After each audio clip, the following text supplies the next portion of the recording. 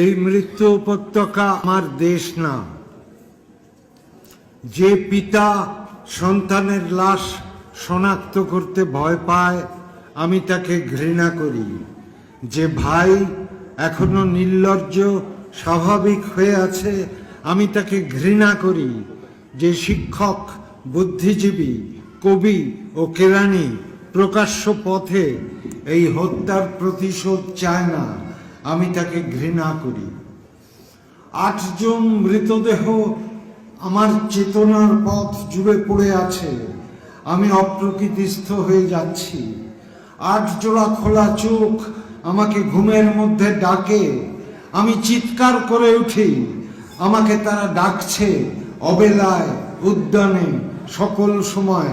আমি উন্মাদ হয়ে যাব, আত্মহত্যা করব, যা ইচ্ছে হয় তাই করব। ইস্তাহারে, দেয়ালে, স্টেনসিলে কবিতা এখনই লেখার সময়।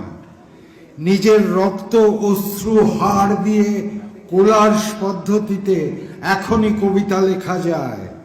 তীব্রতম যন্ত্রণায় ছিন্ন ভিন্ন মুখে, সন্ত্রাসের মুখোমুখি, হেডলাইটের ঝলসানো আলোয় স্থির দৃষ্টি রেখে এখনই কবিতা ছুঁড়ে দেওয়া যায়।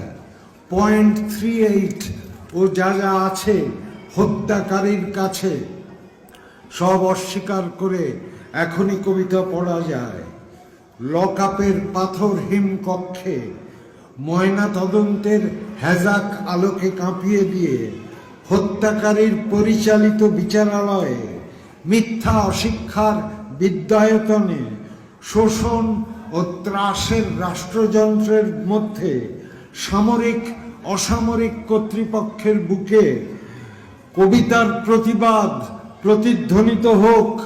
বাংলাদেশের কবিরাও লোরকার মতো প্রস্তুত থাকুক হত্যার, শ্বাসরোধের, লাশ নিখোঁজ হওয়ার, মেশিন গানের গুলিতে সেলাই হয়ে যাওয়ার জন্য প্রস্তুত থাকুক। তবু কবিতার গ্রামাঞ্চল দিয়ে কবিতার গ্রামকে ঘিরে ফেলবার একান্ত দরকার। এই মৃত্যু উপত্যকা আমার দেশ না। এই জল্লাদের উল্লাস মঞ্চ আমার দেশ না। এই বিস্তীর্ণ শ্মশান আমার দেশ না। এই রক্তস্নাত কসাইখানা আমার দেশ না। বাস अभी तो बहुत बड़ा है। ठीक है, थैंक यू।